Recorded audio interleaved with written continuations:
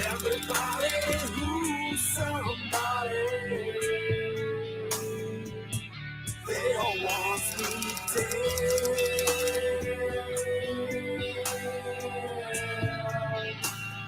They all want me dead.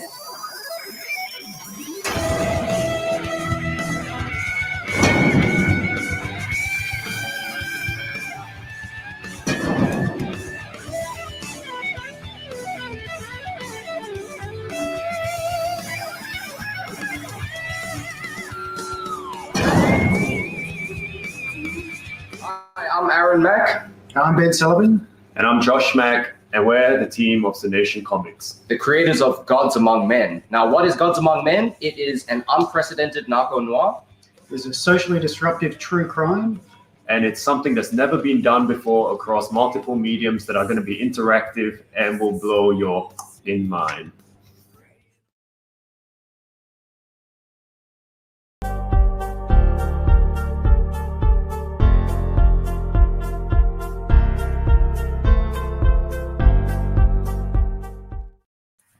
All right, welcome to this episode. My name is Chad. I'm the host, and as you know, people who have watched this regularly know that I like to kind of chat with creators who are doing Kickstarters for the Comic Watch crowdfunding corner. And today I have two brothers. They are currently funding Gods Among Men, and so let me bring them in. We'll find out about them, the project, and whatever else as the conversation takes us. Hey guys, how's it going? Hey Chad, how you doing? Hello. And just so people know, tell us where you're located or where you live. We're from Melbourne, Australia. I'm Josh Mack. And I'm Aaron Mack, and we are the Mack brothers. Oh, I think this is my first Australian interview. Oh, very awesome. Woo. So before we get talking about the project, tell me a little bit about yourselves, about your journey with comics as a reader and creators. You want to start us off? You go first. Okay. Well, I actually started my comic journey just a few years ago, where I sort of, there was a lot of downtime, a couple of years back. So I got into sort of collecting comics as a bit of an addiction, and kind of reading through them, I started to realize the narrative storytelling capabilities of comics, because we used to work in some film. And there was just something really freeing, about the comic medium, being able to go places and you're not restricted by budgetary limitations or having to work with multiple department heads. So I think being able to appreciate the reading process also then reflected on, this is a really great storytelling medium. Okay. I surprisingly, or maybe not surprisingly to a lot of your viewers, I don't know a whole lot about comics.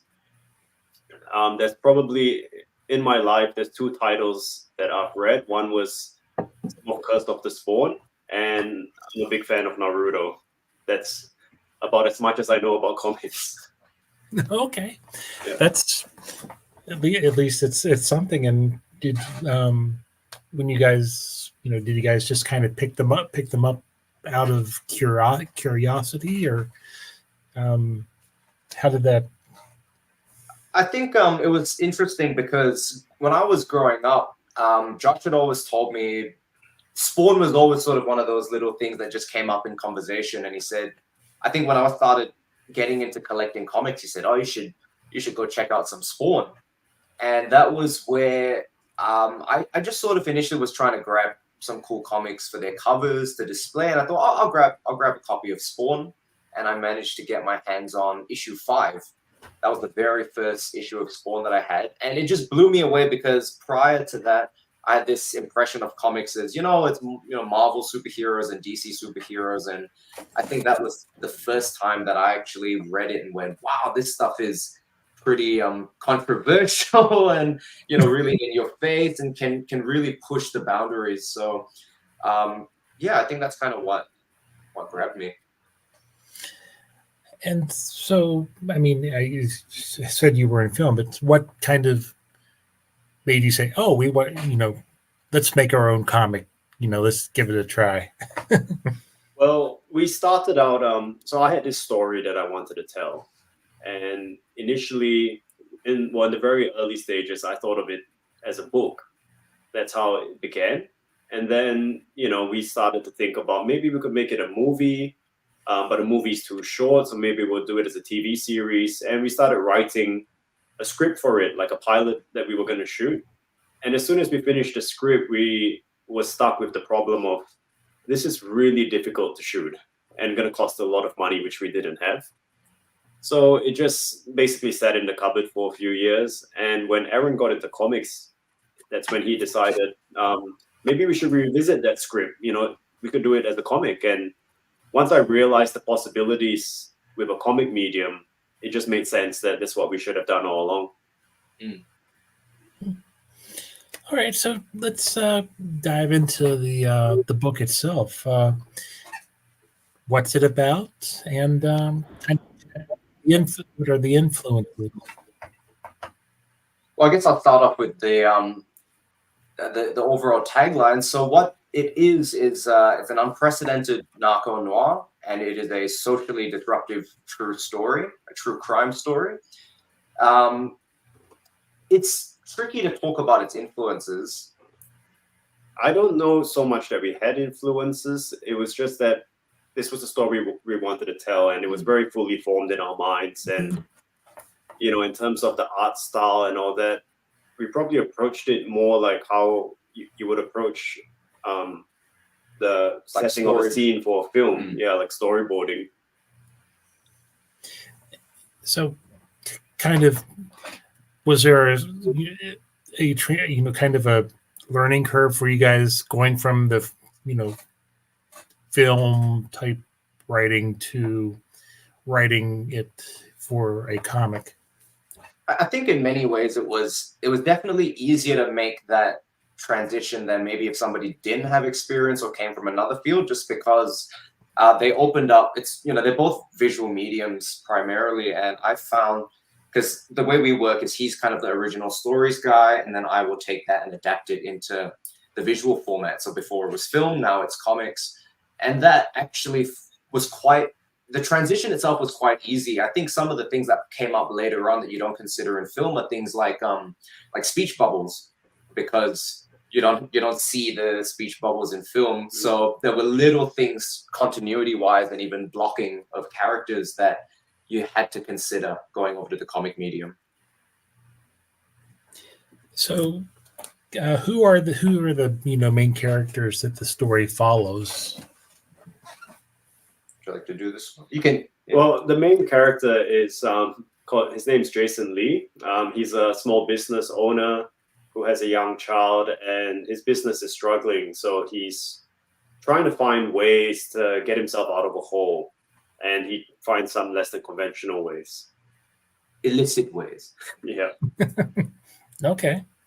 And so as you were, developing him, were there other characters that you were including in the story that you kind of became attached to or wanted to, delve into more as the story, continues? I think because it's based on real events that we somehow have knowledge of, we kind of had to think about which part of the events do we want to highlight, in issue 1, in subsequent issues. So that was the part where we had to sit down and think, you can't put everything into these pages.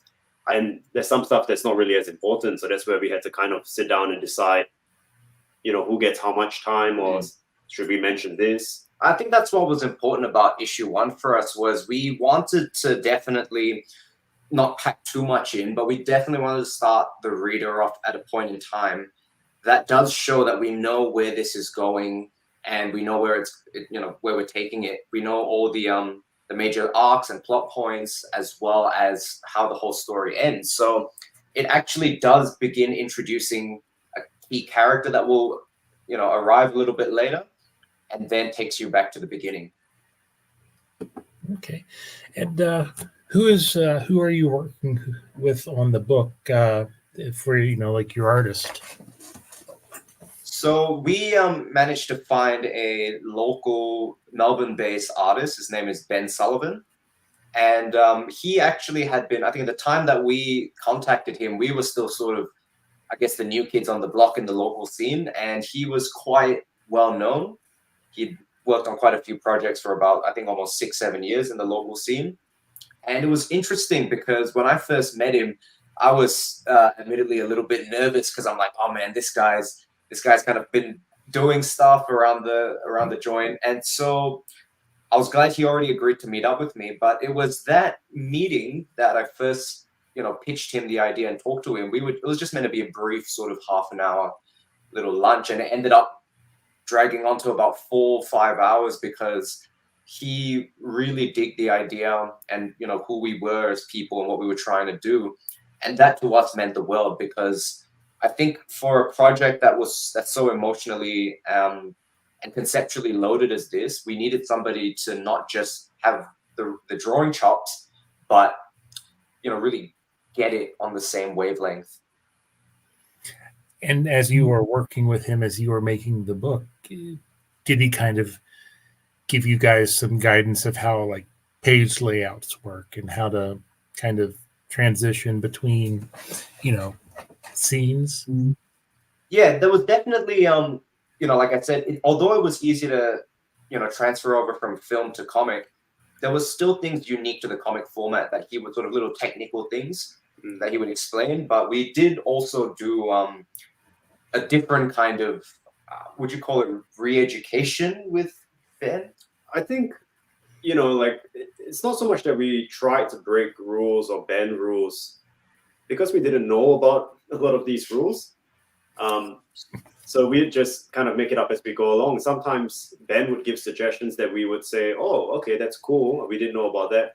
But other times we would suggest like a splash page, for example, when traditionally it would have been done in several panels. But we just felt, no, we need a splash page. That's how we're going to tell it. Mm-hmm. And so is there anything else about the book that makes it like kind of unique in your opinion? I think one thing that's very unique about the book is when you get to the end of it, you come across a few QR codes. And these QR codes bring you to other mediums, such as videos and music, that tie into the whole story, that gives the comic even more of a grounding in reality. Okay. I think that's where sort of as part of our collaborative process with Ben, what was so important to us in getting him to sort of, for us to really all be on the same wavelength, was that it was more than just describing a scene to him or something via a script. That was where, because everything was set in the real world and it's a true crime story, that we actually took Ben on these sort of little excursions to where events had occurred. And Josh basically would regale him of stories and things that happened. I think that's what really enabled him to tell the story so authentically through his art. Mm-hmm.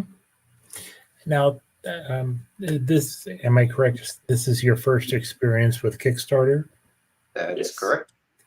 And so, I mean, how has it been? Because by talking to a lot of people, both new people like yourself and experienced, people, then I hear that, everyone is different. But how has it been so far for the two of you?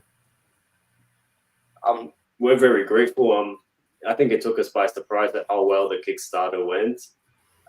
We set ourselves, I guess, a reasonable goal of $1,500, and it went past in the first hour, which really took us by surprise. Yeah, that was I I think we'd sort of known about Kickstarter, and we talked with our publisher, Comic Studio, is a local Australian publisher, and they did recommend. They said Kickstarter is a great way to sort of launch a project, but obviously your experience may vary. So we were definitely, we weren't sort of setting our hopes high. We were doing everything that we could to really try and promote it. But it was nice seeing how that this was sort of a piece that, in another interview, somebody said it's a tricky thing doing like a true crime comic, because in a way, no one else is really doing it. So you can't say that there's a Precedence. Yeah, precedence or like a concrete market for it.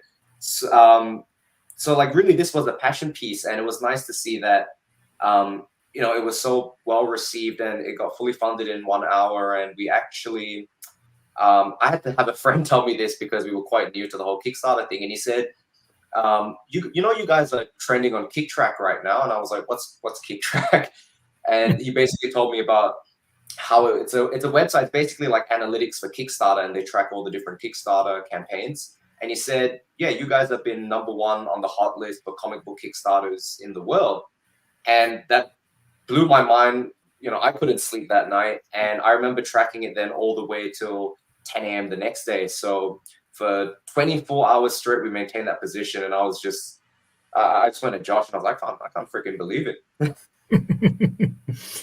Yeah, well, I know that, I'm glad that you guys are having this experience, because I know that, some people, even people who are like veteran Kickstarters, talk about how it's like you have the beginning, the end, where things are really, and then you have the lull. Yeah. So have you guys started, well, before we get into that, what are you guys offering for people who to entice them to back the project? Yeah. Oh, okay, yeah, I'll do this. This is where I'm the technical terms guy. So at our entry level tier, which is basically what we're doing, is we're trying to actually avoid the digital options as much as possible, because we do have plans for that in the future. So via the Kickstarter, you can come in at the entry level, which is, it's a 7-page digital preview and 3 randomly selected collector's cards. At the next level, you've got, I should try to say the names of the tiers, because I think that's kind of cool. Sure. Yeah, okay. So the first tier is called the Seraphim tier. The second tier is called the Cherubim tier, and that's basically, it's a print copy, the standard print copy of the comic. The third tier, which now I'm trying to remember the name, is like, I think it's the Thrones tier, and that is a print copy of the comic plus a full set of 9 collector's cards. Now, what we tried to do with these collector's cards that was a bit different was, I know a lot of people did trading cards, but Josh and I sort of sat down and said, why don't we sort of make them like mini data books? So that way, the incentive as well is that it's not just sort of a bonus kind of gimmicky thing. If you get the collector's cards, you get all this additional information about the wider story that you wouldn't just get in the standard comic. So then the next tier from that, I'm going to forego the names. I can't remember. My memory is shocking. But basically... Well, I had the screen up. It's the Powers tier. It's the Powers tier. Thank you. So then the next tier... Oh, you're onto it. You're more onto it than I am. The next tier, I believe, is the Dominions. No, there's something... Yep. Thrones. Yep. Thrones tier. Dominions. Dominions, because I know there was a hardcover tier, because there are I know there's definitely people out there who are very much like, I know some people don't collect single issues, but they do like hardcovers. So with the hardcover, we wanted to do something quite different with it. So would you like to explain what we're doing different for the hardcover? Yeah, so with the hardcovers, what's unique about them is that they will feature handwritten forwards in them, and also special notes on the back from the character in the book, and also a remark from our artist Ben Sullivan. They also have an additional QR code, which the regular copies do not have, that leads you somewhere that further expands on the story. So that makes them unique. And beyond that, we also have some original art that we're putting up available to anybody who would like to own a piece of this. Very nice. I And think this our latest. is Oh, sorry, no, I okay. was going to say, the Dominions tier basically collects the print copy, the hardcover, and the collector's cards. And we've just recently introduced a new tier, which is we made 50 copies of a special Supernova Expo limited edition foil cover. And we have made this new tier, the Principalities tier, which has everything that I said in the Dominions tier, plus this foil cover, which there's only 17 now available. And have you kind of given any ideas or thought about any stretch goals?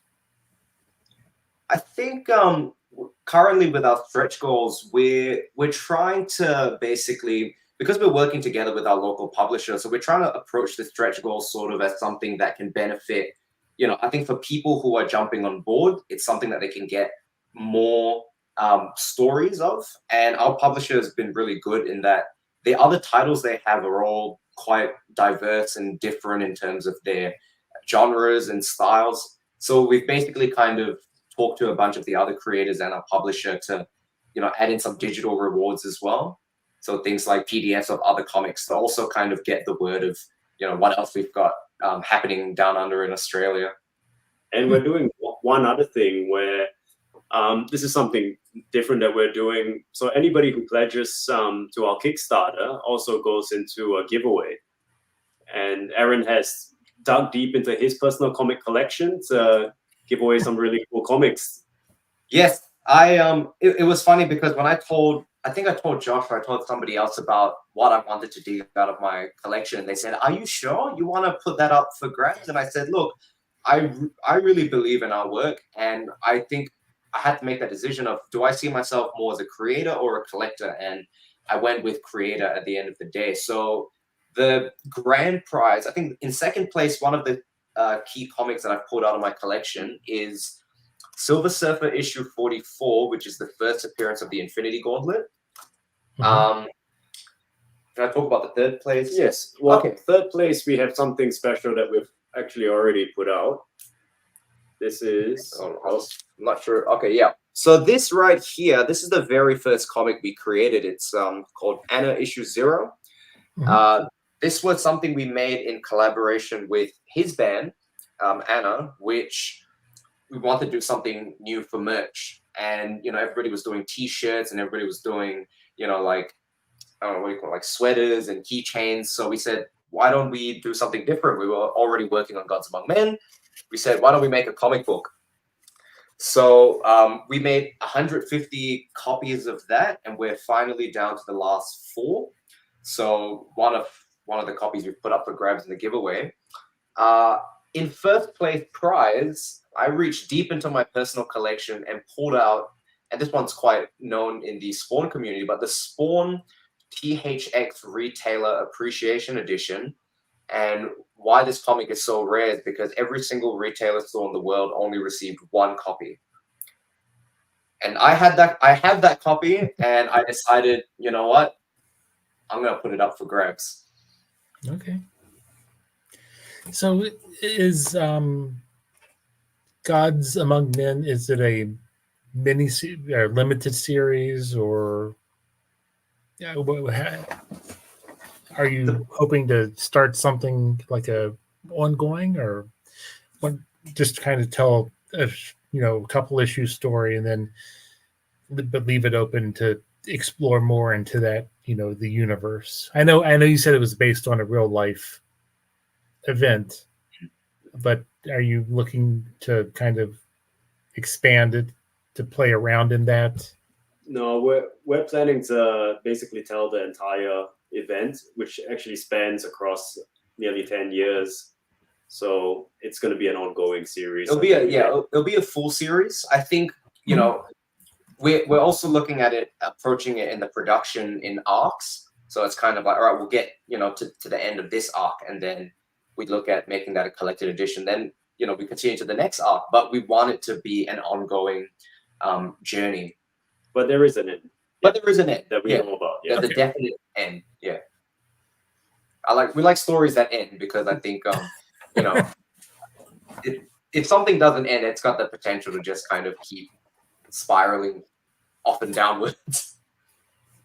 Okay, that. No, I agree. So why don't we do a round of 5 questions? Sure. Yep. All right. I know that in the description for Gods Among Men, you kind of, say it's a train spotting type feel, and Train Spotting is one of my favorite movies.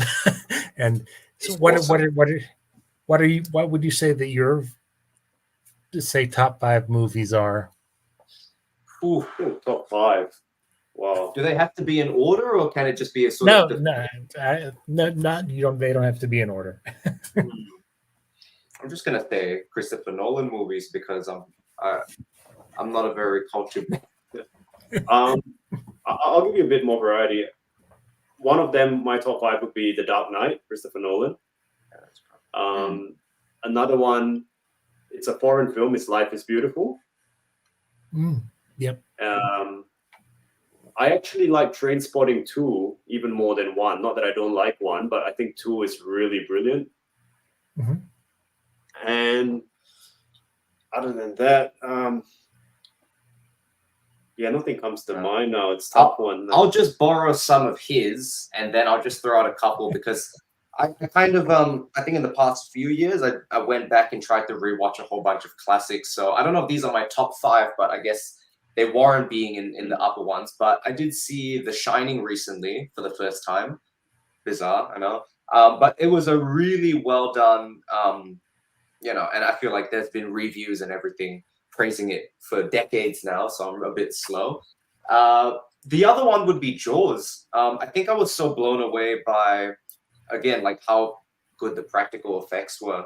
And to me, there's nothing better than a story or a film that's timeless. So I think that was something to me that really resonated internally. Is that 5? I think we've got a bit over 5. So let's just, close enough. Close enough. So, as filmmakers, who are as writers, who are your influences for, in that area of your craft? I definitely like Masashi Kishimoto, the Japanese filmmakers. Oh, filmmakers. I thought I talked about writing. Yeah. Filmmakers. Or if you want to do writing, that's fine. Yeah. Well, as a writer, I think Kishimoto is really something else compared to his contemporaries because he likes to start a story at the end, and that's something I really respect. Like he knows exactly where he's going with it, even though he keeps you guessing the whole time. And no matter how much people guess and they start doing videos online trying to figure out what he's up to, he still surprises me every time. And it's been like 20 years since he started. I think because he said he likes to start things off where they end, I actually really respect, and this is a bit more specific, it was because they're not really working together anymore, but the brother creative duo of Christopher Nolan as a director and Jonathan Nolan as a story writer. Because in my opinion, when they both came together, it was the perfect combo. I love Christopher Nolan films, but I do believe that not enough people give enough credit to Jonathan Nolan as a writer. And the moment, Christopher started doing films without Jonathan, I kind of felt it's a bit more sort of form over subject matter. Oh, I've got a filmmaker I just thought of. Okay. I love Tarantino. Not necessarily because of his films, but I love that he's always had such a clear vision for what he wants to do. He said he would make 10 movies or something like that, and he's just stuck by that. He's never gone to do anything commercial. He's just only done things his way, and that's something I really respect. Okay, I love his movies too. Yeah. So, okay, question number 3. I know you guys are doing your own thing, but if given the chance, are there any like Marvel or DC properties you'd like to kind of put your spin on? I think I would like, because they're the comic that made such an impression on me. I would love to at some point in the future work on something to do with Spawn. Okay. So not even Marvel or DC. No, I was just using that as an example. It could be any other properties. So No, I would, 100%. I'd love to work on Spawn. I think the other character I would love to have a crack at, just to try and get into his psyche, is probably Punisher. I do enjoy the more ground. I just find there's something about being able to relate to characters on this really visceral level that I think Punisher's one of them, or even honestly something like Batman. I do struggle a little bit sometimes when the characters gets a bit too powerful, because I believe at the end of the day we're all human. The thing we can relate to with is our weaknesses. So yeah, Punisher, Batman, Spawn. Okay. I think we're on question 4. Let's see.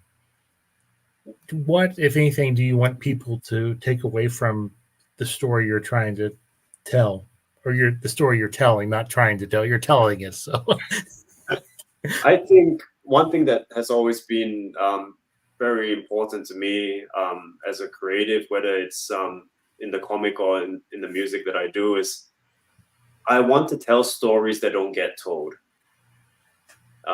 And whether I'm fortunate or unfortunate, depending how you look at it, I've gained insight into certain things that I don't see told elsewhere in any medium. So I almost feel like this responsibility or this driving force that I have to tell them. I think I take sort of a little bit of that into a two-pronged approach, in that on one hand, I know there's going to be sort of almost two responses to the book. There might be people who read it and just go, you know what, I can't really relate, but the events that are occurring are engaging, and it's a story I want to know more, like what happens to the character. But so far, a response that I've been hearing as well from people is that they see a piece of themselves or their lives reflected in the events of the book, and it's often a part of their life that they don't really share with many people because it's a bit more, I don't know, like taboo. It's a bit more deep-seated.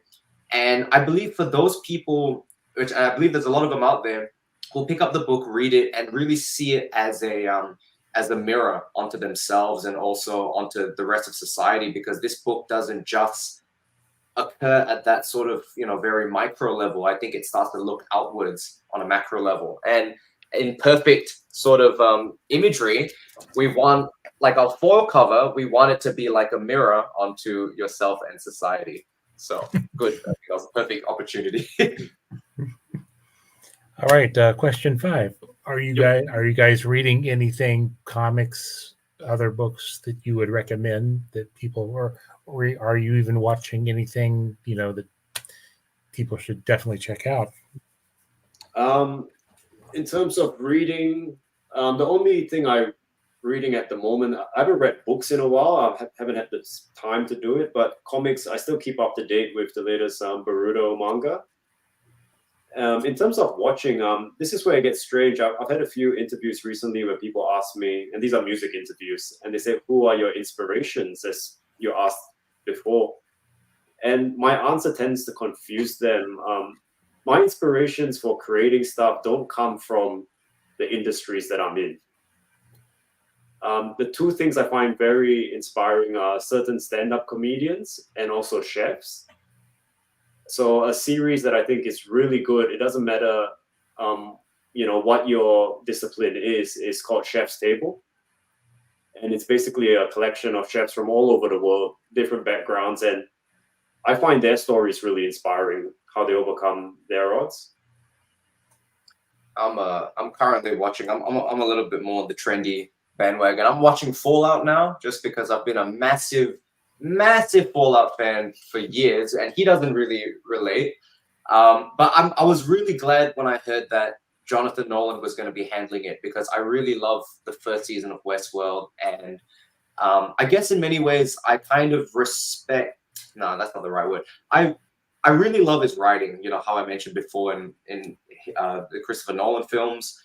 So I do really value his approach. He's respected the source material, and he has also written a new story within this framework, and that really appeals to me as somebody who wants to try and adapt stories but also tell new ones within existing frameworks. We could make that a drinking game, Chad. Every time Aaron says Jonathan Nolan, you have to take a shot. I'm not in love with the guy or anything. I think he's doing really good work out there, you know? Well, next time I have you guys on for the next issue, we'll do that. Yeah. Fantastic. We'll get all the news out. So, as we kind of wrap up here, kind of give a final pitch for the book and where people can find, find you on social media and your different stuff. Final pitch for the book? Jump on the Kickstarter, have a look at the trailer. And if you're not sure, I reckon try it. Get it at the lowest tier, the print copy, because I believe that once you've read it, you'll be hooked. That's good. I like that. Yeah. I mean, yeah. Couldn't have. I was gonna try and. I mean, look. This whole thing with the book is really just kind of, we're trying to tell a story that's different and really sort of unexpected. It's a bit of a curveball. So you never know until you try it, and you can. Our Kickstarter link is at. All you have to do is type into the the search bar, GAM, that's GAM.comx.studio.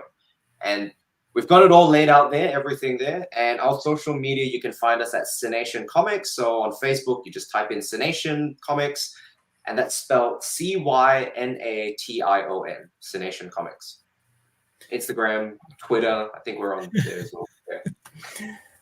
Well, I will also include the link to the campaign when I put it, put this interview and include it in our weekly crowdfunding roundup. But I had a great time chatting with you guys, and I'm glad we were able to kind of not really fix the time difference, but figure it out. 100%. Well, we're very happy to be your first, Aussies from down under. So, yeah, this is fun. This was really awesome. Yeah, thanks for having us. All right, well, guys, have a great. It's afternoon there now. Yeah. Yeah. Okay. Well, have a great afternoon. Thank you. Have a great night. Yeah, you're going to, it's 11:30 here, so. Awesome. Perfectly. Oh, we'll stay up till 1 usually. Well, I have a 7-year-old son who's not, I'm away from there, but this is my chance to kind of, live a little. Yeah, for sure. All right, well, guys, it was a pleasure talking to you, and we'll keep following your success on the Kickstarter, and we'll have you back to see how this one kind of ended up for you, and talk about the next one when it happens. Fantastic. Thanks, Chad. Thanks, Chad. Have a good night. All right. Have a good day. Bye. Yeah, bye.